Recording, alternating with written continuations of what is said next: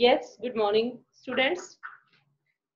बेटा कल हमारा जो है चैप्टर समास का कंप्लीट हो चुका है, तो आज हम लेसन करते हैं सवैये। ओपन योर नोटबुक्स, अक्षितिज, and lesson number 11। Lesson number 11 Savaiye. कवि हैं रसखान। पेज नंबर आप 100 ओपन करेंगे।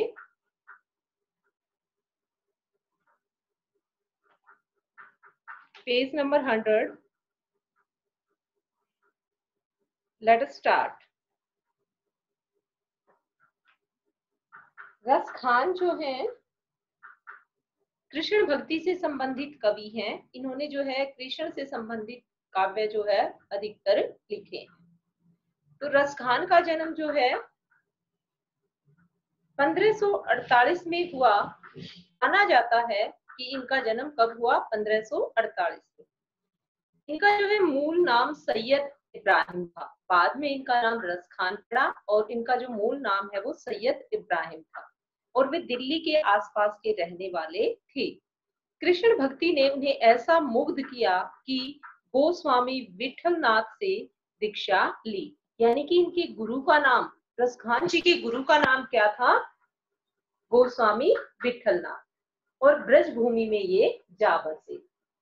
जहां पर कृष्ण की जो थी ब्रज भूमि, वहां पर ये रहने लगे और गोस्वामी विठलनाथ जो है इनके गुरु बने। सन 1628 के लगभग उनकी मृत्यु हो गई। जन्म 1548 के आसपास माना जाता है और जो मृत्यु है वो 1628 के आसपास। इनकी जो रचनाएं हैं बेटा वो है सुजान रसखान, प्रेम वाटिका, रसखान रचनावली जो है इनकी रचनाओं के संग्रह है। और प्रमुख जो है कृष्ण भक्त कवि रसखान की अनुरक्ति न केवल कृष्ण के प्रति हुई है बल्कि कृष्ण भूमि के प्रति भी उनका अनन्य अनुराग व्यक्त हुआ है कि वे न केवल जो है श्री कृष्ण से ही प्रेम करते थे बल्कि श्री कृष्ण से जुड़ी हुई वे हर चीज से प्रेम करते थे। जैसे उनके काव्य में कृष्ण की रूप माधुरी, कि उनका सौंदर्य जो उनके काव्य में दिखाई देता है हमें कि कृष्ण का जो है रूप सौंदर्य, ब्रज की महिमा कि ब्रज भूमि कितनी सुंदर है उसके बारे में उन्होंने जो है अपने विचार व्यक्त किए हैं। राधा कृष्ण की प्रेम लीलाओं का भी उन्होंने वर्णन किया है। वे अपने प्रेम की तन्मयता, तन्मयता होता है बिल्कुल डूब जाना, खो जाना किसी चीज में, भाव विहलता और भाव विभोर हो जाना और आसक्ति के उल्लास के लिए जितने प्रसिद्ध हैं उतने ही वे अपनी भाषा की मार्मिकता, मार्मिकता होता है बिल्कुल मर्म, आंतरिक रहस्य को जानना, शब्द चयन और व्यंजक शैली के लिए प्रसिद्ध हैं। उनके यहाँ ब्रज भाषा का अत्यंत सरल और मनोरम प्रयोग मिलता है। यानी कि इनकी जो अधिकतर रचनाएं हैं वो तकरीबन जो है ब्रज भाषा में रचित है। इनमें जरा भी शब्द आडंबर नहीं है। शब्द आडंबर क्या होता है बेटा, शब्दों का दिखावा, वो कहलाता है शब्द आडंबर। तो यहाँ संकलित जो है जो हमारे सवैये हैं उसमें कृष्ण और कृष्ण भूमि के प्रति कवि का अनन्य समर्पण भाव व्यक्त हुआ है। जो हमारे सवैये हैं उनमें क्या है, श्री कृष्ण के प्रति और ब्रज भूमि के प्रति जो है उनका प्रेम व्यक्त हुआ है। और जो है तीसरे छंद में कृष्ण के रूप सौंदर्य के प्रति गोपियों की मुग्धता का भी चित्रण है कि किस प्रकार गोपियां जो है श्री कृष्ण के रूप सौंदर्य में खो जाती हैं। चौथे छंद में जो है कृष्ण की मुरली की धुन और उनकी मुस्कान के अचूक प्रभाव तथा गोपियों की विवस्था का वर्णन है। तो बेटा जो सवैया होता है, सवैया जो है एक छंद होता है। जो इसका पाठ का जो नाम है हमारा सवैया, वो होता है एक छंद।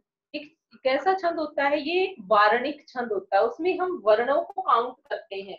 जैसे अब ये शब्द है कविता, अब इसमें वर्ण कितने हैं हमारे, क व त, तो 3 वर्ण है। अगर हम मात्राओं को काउंट करेंगे तो वो कहलाएंगे मात्रिक छंद। जब हम केवल मात्राओं को काउंट करते हैं, गिनते हैं, और यदि हम वर्णों को गिनेंगे तो वो कहलाएंगे वार्णिक छंद। तो जो ये सवैया है बेटा, ये एक मात्रिक छंद है। इसमें जो है 22 से 26 वर्ण होते हैं। जो एक दोहा होता है उसमें हमारे 22 से 26 वर्ण होते हैं। तो सवैया क्या है? हमारा एक छंद है। तो अब हम जो है लेसन अपना स्टार्ट करते हैं। ओपन योर नोटबुक्स बेटा एंड लिसन केयरफुली। मानुष हो तो वही रस खानी, बसों ब्रज गोकुल गांव के गवालन। तो जो है, जो रसखान जी कहते हैं कि हे भगवान, यदि मुझे मनुष्य का जन्म मिले, मानुष होता है मनुष्य, हो मैं या मुझे, तो वही रसखानी। रसखानी कौन है यहाँ पर? रसखान कवि। तो कहता है रसखान कवि कि हे भगवान, यदि मुझे मनुष्य का जन्म मिले, बसों ब्रज गोकुल गांव के गवारन, तो मेरा बसेरा, जैसे हमने शब्दार्थ में लिखा हुआ है बसऊ बसना, तो जो मेरा बसेरा है, तो मैं कहाँ पर रहूं? गोकुल गांव के गवालों के बीच में रहूं। यदि मुझे मनुष्य का जन्म मिले तो मेरी यह इच्छा है कि मैं गोकुल के गांव के गवालों के बीच में रहूं। बसों रहना, ब्रज ब्रज क्षेत्र, गोकुल गांव के गवारन, गवारन मीन्स गवाले, जो गायें चराते थे, उनको यहाँ पर कहा गया है गवारन। तो जो रसखान जी है उसकी इच्छा है, वो कहना चाहते हैं कि हे भगवान, यदि मुझे मनुष्य का जन्म मिले तो मैं तो मैं ब्रज के गोकुल गांव के गवालों के बीच में रहूं। जो पशु हो तो, फिर कहते हैं रसखान जी, यदि मुझे पशु का जन्म मिले, यदि पशु का जन्म मिले तो कहा बसो मेरा चरो नित नंद की धेनु मंझारन। तो यहाँ पर धेनु क्या होता है बेटा? गाय। मंझारन होता है बीच में। तो कहता है कि मेरी यह इच्छा है, यदि मैं पशु बनूं तो मेरा बसेरा जो है, मैं रहूं कहाँ पर? चरो मेरो चरो नित, नित मीन्स प्रतिदिन, तो मैं प्रतिदिन नंद बाबा की गायों के बीच में रहूं या चरूं। ठीक है। जो पशु हो तो कहा बस मेरो, यदि मुझे पशु का जन्म मिले तो मेरा जो बसेरा है, तो वो प्रतिदिन जो है मैं नंद कौन थे? श्री कृष्ण के पिताजी थे नंद बाबा, तो नंद की गायों के बीच में चरूं। पाहन हो तो, पाहन क्या होता है बेटा? पत्थर। पाहन हो तो वही गिरी को, गिरी होता है पर्वत, तो पाहन यदि मुझे पत्थर का जन्म मिले, यदि मैं पत्थर बनूं तो मैं उस पर्वत का पत्थर बनूं जिसे पुरंदर है, इंद्र यहाँ पर। पुरंदर कौन है? इंद्र। जिसे हरि ने अपनी उंगली पर धारण किया था छत्र के समान। हरि छत्र, तो जिसने, हरि कौन है यहाँ पर? श्री कृष्ण ने। दोबारा से देखेंगे इस लाइन को। पाहन हो तो, यदि मुझे पत्थर बनूं मैं, तो मेरा जो है उसी पर्वत का मैं पत्थर बनूं जिसे जो है श्री कृष्ण ने इंद्र के अभिमान को तोड़ने के लिए छत्र के समान धारण किया था। जिसे पुरंदर होता है बेटा इंद्र। इंद्र के अभिमान को तोड़ने के लिए हरि ने, श्री कृष्ण ने छत्र के समान धारण किया था। दोबारा से फिर देखेंगे इस लाइन को। हे भगवान, यदि मैं पत्थर बनूं तो मैं उसी पर्वत का पत्थर बनूं। कौन सा पत्थर, कौन सा पर्वत था वो? गोवर्धन पर्वत। तो कहता है यदि मैं पत्थर बनूं तो उस गोवर्धन पर्वत का ही पत्थर बनूं जिसे श्री कृष्ण ने इंद्र के अभिमान को तोड़ने के लिए छत्र के समान धारण किया था। जो खग हो तो, यदि मैं पक्षी बनूं तो बसेरो करो, तो मेरा बसेरा कहाँ पर हो? कालिंदी। कालिंदी क्या होती है? यमुना। तो मेरा जो बसेरा है वो यमुना नदी के किनारे पर हो।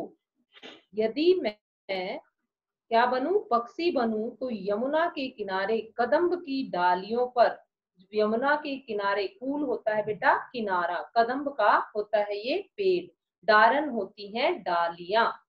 तो यदि मैं पशु पक्षी बनूं तो मेरा बसेरा जो है यमुना नदी के कूल मीन्स किनारा, कदम के पेड़ की डालियों पर हो। तो यहाँ पर जो कवि है रसखान जी, वो ये कहना चाहते हैं कि चाहे हे भगवान मुझे मनुष्य की योनि प्रदान करे, या मुझे पशु की, या मुझे पत्थर बनाए, या मुझे पक्षी बनाए, तो मेरा जो है हर हाल में बसेरा कहाँ पर हो, श्री कृष्ण की ब्रजभूमि में मेरा बसेरा हो, मैं श्री कृष्ण के पास रहूं। ऐसा जो है उसकी कामना है, ऐसी उनकी इच्छा है, किसकी, रसखान की। तो क्या कहना चाहता है रसखान, ये मैं मनुष्य बनूं तो मेरा जो है बसेरा कहाँ पर हो, गोकुल गांव के गवालों के बीच में मैं रहूं। यदि मैं पशु बनूं तो मैं नंद की गायों के बीच में चरूं। और यदि मैं पत्थर बनूं तो मैं हरि का जो है हरि भगवान ने जिस गोवर्धन पर्वत को जो है इंद्र का अभिमान तोड़ने के लिए छत्र के समान धारण किया था, मैं उस जो है पर्वत का पत्थर बनूं।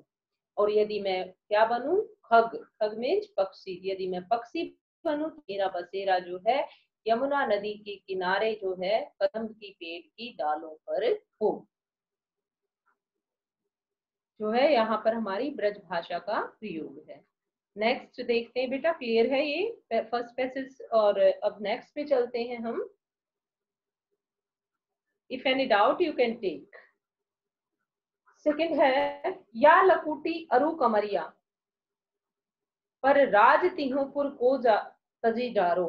तो यहाँ पर जो है रस खान जी क्या कहना चाहते हैं कि यदि मुझे ब्रज क्षेत्र के गवालों की गौओं को चराने के लिए लाठी और उनके द्वारा ओढ़े गए कंबल के बदले तीनों लोकों का राज भी मिले तो मैं उन्हें भी छोड़ दूंगा।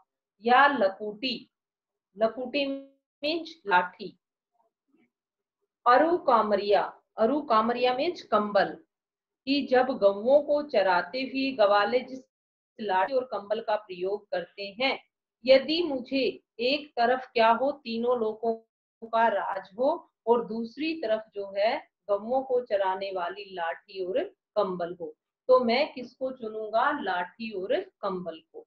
तो जो है जो गायों को चराने के लिए गवाले लाठी और कंबल का जो है कंबल ओढ़ते थे, मैं उसके बदले जो है तीनों लोगों का राज भी न्योछावर कर सकता हूँ। राज तिहु पुर को तजी डारो, तजी होता है छोड़ना,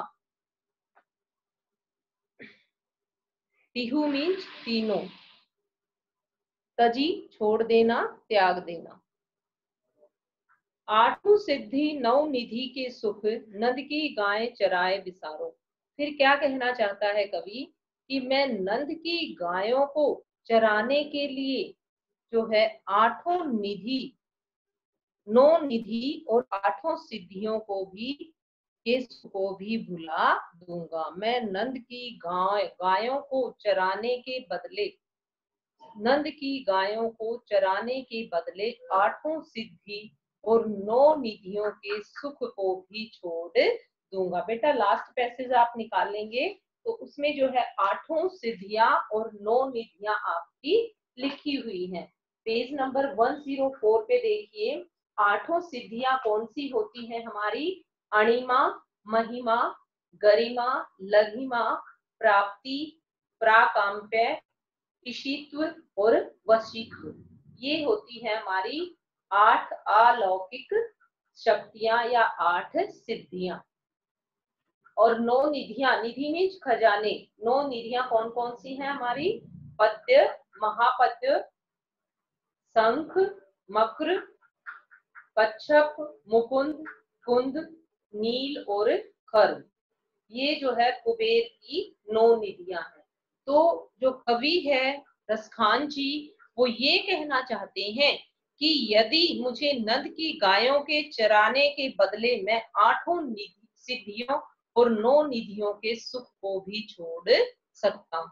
यदि एक तरफ क्या हो, 8 सिद्धियां और 9 निधियों का सुख हो, और दूसरी तरफ नंद की गायें चराने का विचार हो, तो मैं किसको चुनूंगा? नंद की गायें चुराने को।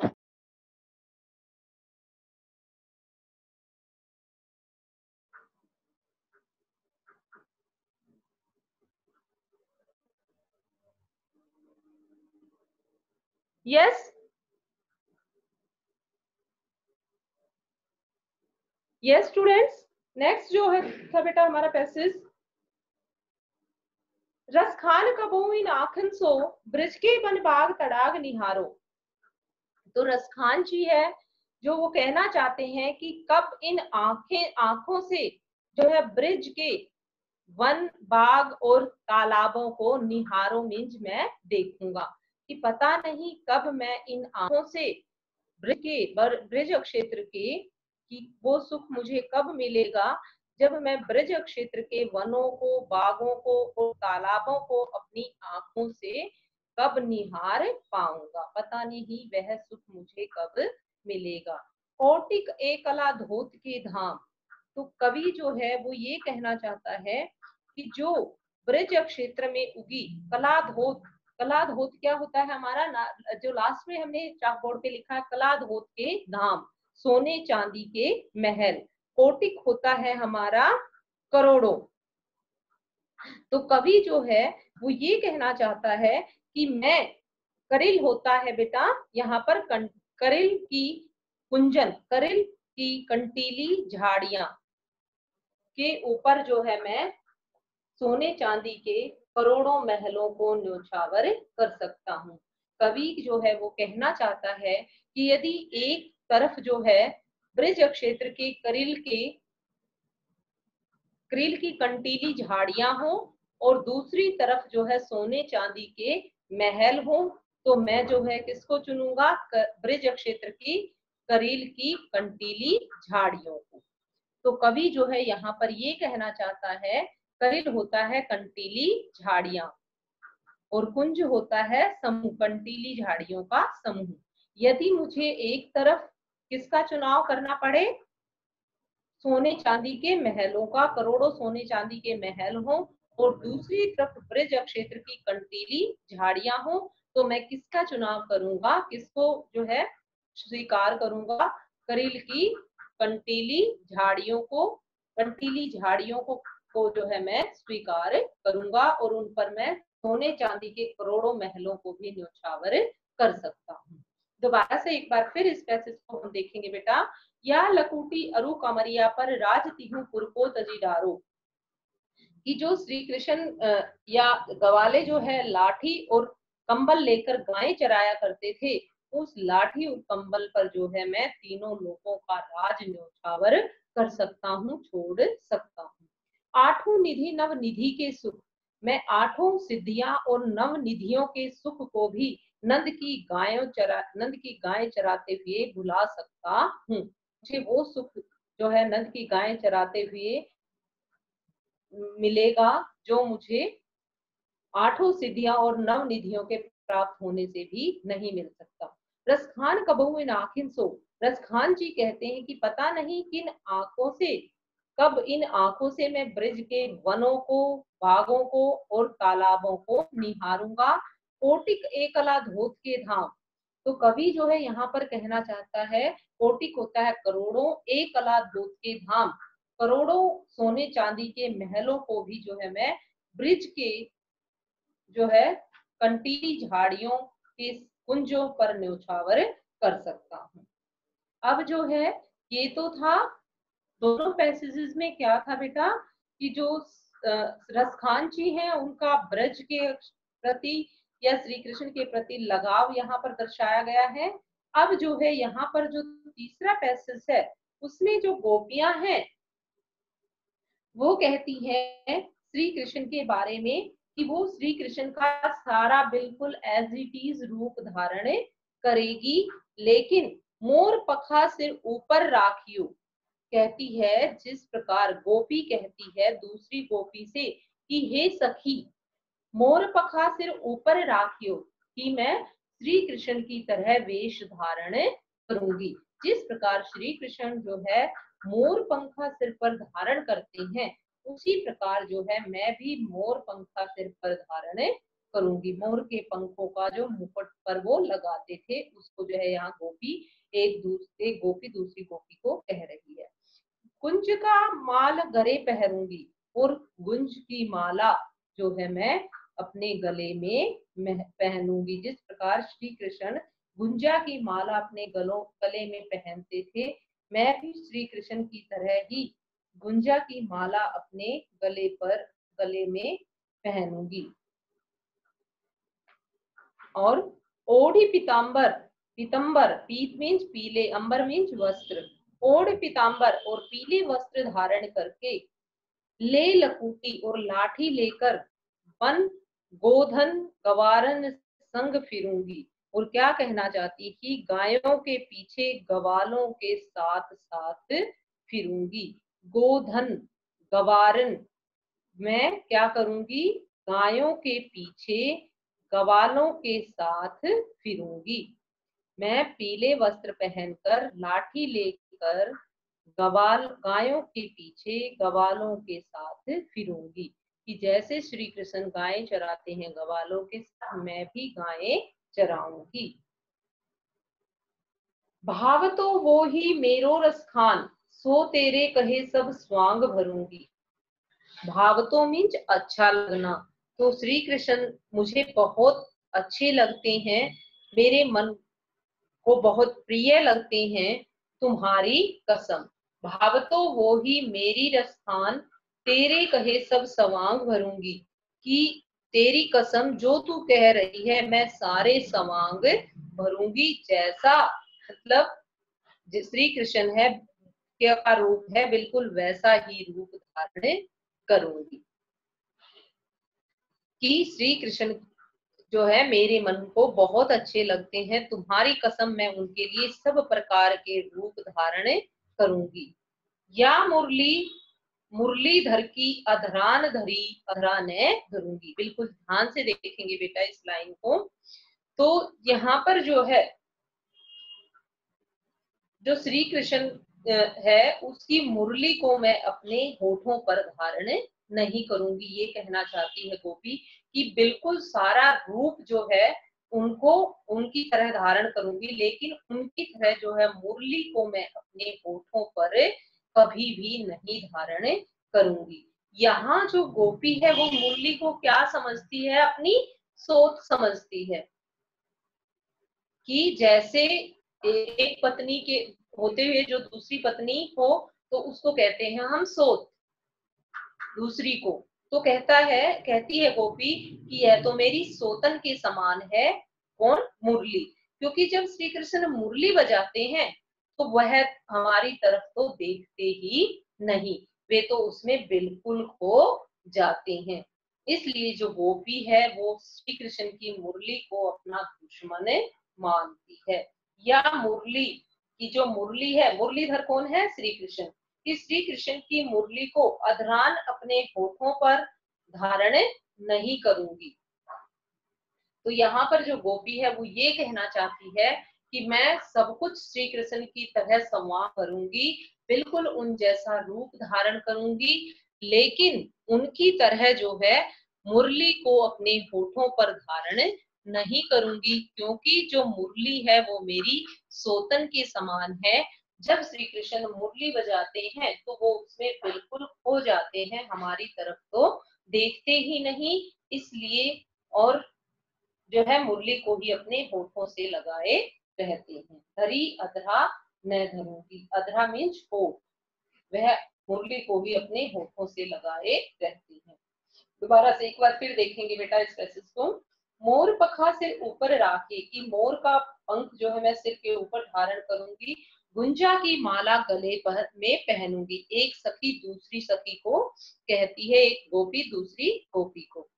ओढ़ पीतांबर ले लकूठी, फिर वो कहना चाहती है कि मैं पीतांबर पीले वस्त्र ओढ़कर और लाठी लेकर गायों के साथ जो है गायों के को लेकर गवालों के साथ फिरूंगी।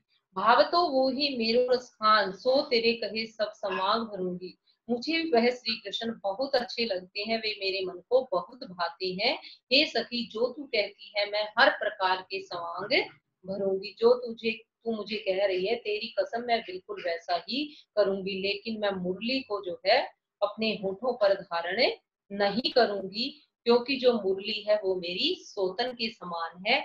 यह जो है श्री कृष्ण के होठों से लगी रहती है, इसलिए मैं इस मुरली को अपना दुश्मन मानती हूँ। काननी दे अंगुरी रही बो, जब ही मुरली धुनी मंद बजाही।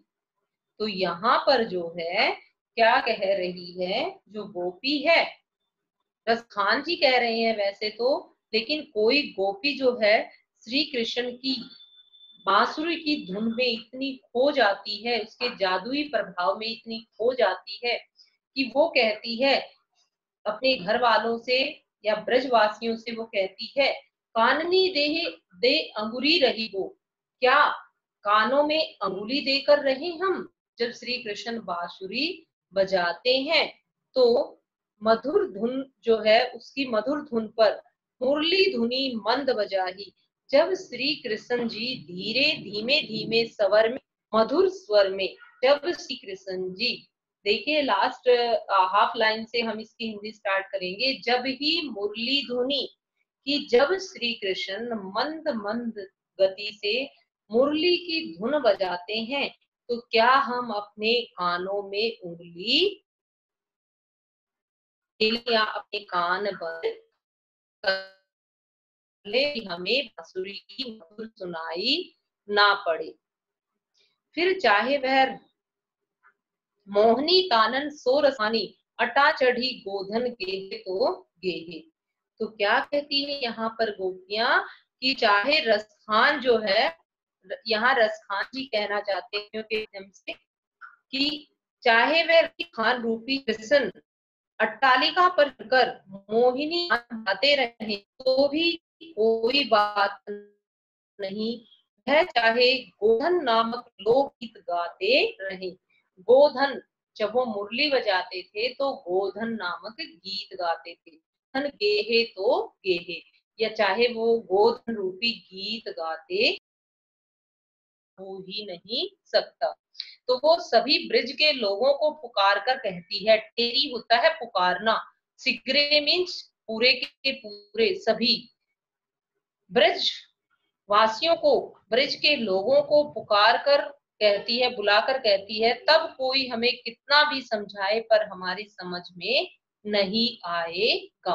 काली को कितनों समझाए कि जब श्री कृष्ण मुरली की मंद मंद धुन बजाते हैं और वे अट्टालिका पर चढ़कर जो है मोहिनी तान से गोधन के गीत गाते हैं, तो हे ब्रज के लोगों, मैं पूरे ब्रजवासियों को संबोधित करके कहती हूँ कि चाहे कोई हमें कितना ही रोके, लेकिन हम अपने आप को नहीं रोक पाते, हम अपने आप को नहीं समझा पाते, और ना ही हम अपने आप को संभाल पाते हैं। मायरी वो मुख की मुस्कानी, संहारी न जहे न जहे न जहे। तो वो अपनी माँ को भी संबोधित करके कहती है गोपी कि जब श्री कृष्ण मुरली बजाते हैं और उसकी तान में खो जाते हैं, तो उनके मुख की मुस्कान हमसे नहीं संभाली जाती, नहीं संभाली जाती, नहीं संभाली जाती। न जहे न जहे, नहीं संभाली जाती, नहीं संभाली जाती। फिर से देखेंगे बेटा इसको अच्छे से। काननी दे अंगुरी रही वो, जब ही मुरली धुनी मंद बजाही। जब श्री कृष्ण जी मंद मंद धुन से मुरली बजाते हैं, तो क्या हम अपने कानों में उंगली दे लें या अपने कान बंद कर लें। मोहिनी तान सो रस खानी, जब मोहिनी तान से रसों की खान श्री कृष्ण अट्टालिका पर चढ़कर गोधन के गीत गाते हैं, तो हम कैसे अपने आप को रोक सकती हैं। मैं